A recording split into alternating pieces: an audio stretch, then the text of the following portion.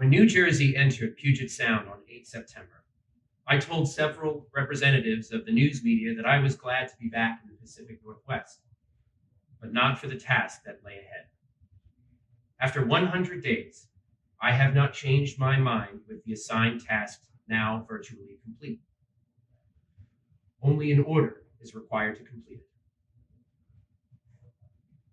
But before that order is issued, I would be remiss if I did not express our appreciation to Admirals Petrovic and Hannafin, the fine people of the Puget Sound Naval Shipyard, and the naval activities in the area for their wonderful support. Our heartfelt thanks also go to the State Society of the Battleship New Jersey, which did so much for us throughout our tour, and to the Society's president and corresponding secretary who traveled from New Jersey to be with us today.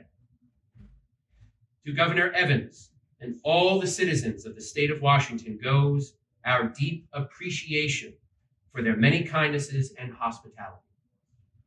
Wherever New Jersey has gone, she has found her way into the hearts of the people.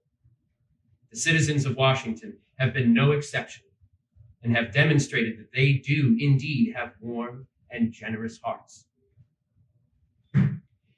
It was only 20 short months ago that the Battleship New Jersey answered her third call to the colors, and her return to the active roles was warmly welcomed by those who love freedom. Today, the mood is in direct contrast, for we are here to mourn her passing. But let our purpose be crystal clear. The battle is over, the last salvo fired. We are not here to ask why, but rather to pay tribute to and to honor a great and gallant lady. The crew of New Jersey has given a unique opportunity that day in April in Philadelphia, one which comes but to few men. To the magnificent group of men assembled here, plus their shipmates who have gone on to other assignments or to civilian life, who wear the mantle of battleship sailor for perhaps the last time, went the task of writing what may be the last chapter of the dreadnought in the annals of American history. The stories of these men and their predecessors are legion and well document the glory of the big ships.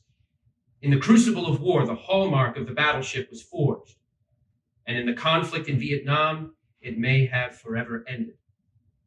With the proud tradition of those who had gone before, the way was lighted for those who were to serve during New Jersey's third tour. In August 1967, the call went throughout the service for men who would serve. They heard, and they came. From around the world, and even from retirement, they came because their country needed their skills and expertise to make New Jersey once again a fighting ship. Through the cold winter of Philadelphia, New Jersey's crew worked toward one objective, that of preparing the ship for her mission of bombarding North Vietnam and providing massive gunfire support for the Allied forces ashore in Southeast Asia. They did their work well. And on 6 April 1968, New Jersey flew her commission pennant and her country's colors once again. Through the preparation for and during the shakedown training, they worked against the clock. And on 30 September 1968, firepower for freedom was no longer just a motto. It became a reality. For on that day, the omnipotent 16-inch rifles thundered once again in the Pacific, and suddenly the enemy in Vietnam was confronted by an awesome weapon of devastating power. But his position was not unique, for other enemies of America had felt the wrath of the Battleship New Jersey in days gone before. For 152 days, not 30, as some would have us believe, New Jersey hammered the enemy, giving him no respite and destroying his heretofore untouched havens of safety. Day and night, in muddy darkness and in dazzling sun, under overcast clouds and in the driving rain of the monsoons, the men of the Big J provided the gunfire that gave the enemy no rest, but enabled our fighting men ashore to sleep a little better. Their reward was not always a tangible one.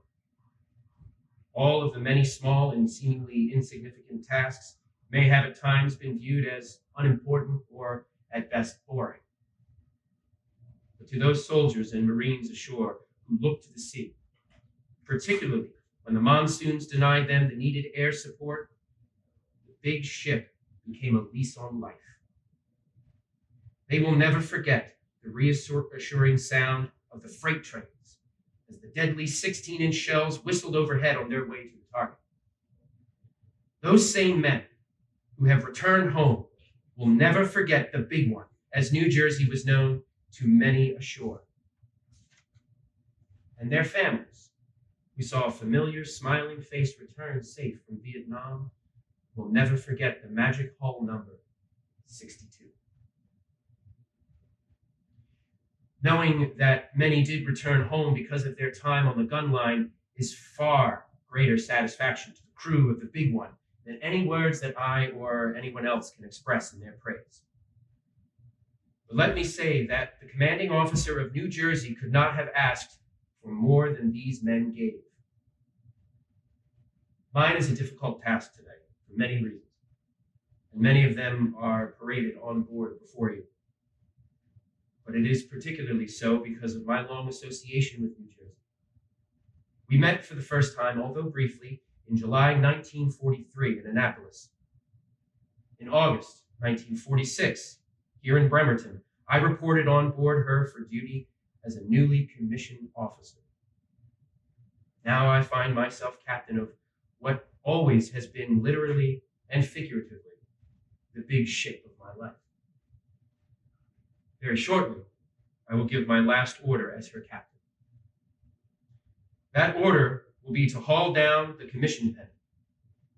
When it comes down, she will be a steel shell, her crew gone, her guns silenced from within, lying in repose. She will have rejoined her sisters, Iowa, Missouri, and Wisconsin. As that dreaded moment draws near, I cannot give that order without posing the questions. Looking back on her 26 years of service to her nation, what would she want said of her? What would she want remembered of her? I know she would want all to remember that she was born a fighting ship and she remained that way to the end. She would want it remembered that in 3 wars she bore her nation's flag into battle in freedom's cause and brought it here today without it having been defiled while it was entrusted to her care. She would want it remembered that she gave her all and that no one expected any less. She would want it remembered that it had been said of her by many that her mighty 16-inch rifles were the most accurate artillery in the world, that they carried the biggest punch, that they could go where needed, when needed, and that once there, they destroyed the enemy. She would also like it said that her presence, whether fighting or silent, boosted the morale of countless numbers of our troops ashore in Vietnam. She would like to have the words of a young Marine remembered, who told me that thanks to the Big J, he was awarded the Purple Heart instead of having it presented to his parents. I know she would quiver in pride at the words of another Marine, the commanding general, 3rd Marine Amphibious Force, who said, "Regret I cannot attend the decommissioning ceremony. We of the 3rd Marine Amphibious Force ashore in Vietnam are saddened by this event." She would like it remembered that she led a charmed life in action against America's foes, and that only once did an enemy shell take one of her crewmen from her. I know she would cherish the thought that when the inactivation decision was announced, her decks and passageways fell silent, and that silence was broken only by exclamations of disbelief and the sobs of brave men weeping openly and unashamed. But in spite of their disappointment and chagrin, they would soon recall, as she would have them do, the lines by which she had lived. Now these are the laws of the Navy, and many and mighty are they. But the hull and the deck and the keel and the truck of the law is obey. I know she would want it remembered that she always stands ready to defend the cause of freedom. And last, I know that she leaves us holding most dear the salute of the naval service that transcends all others. Well done. The hour cometh, and now is to say farewell. But before doing so, my last order to you, Battleship New Jersey, is rest well, yet sleep lightly, and hear the call, if sounded again, to provide firepower for freedom. She will hear the call, and thanks to her magnificent crew,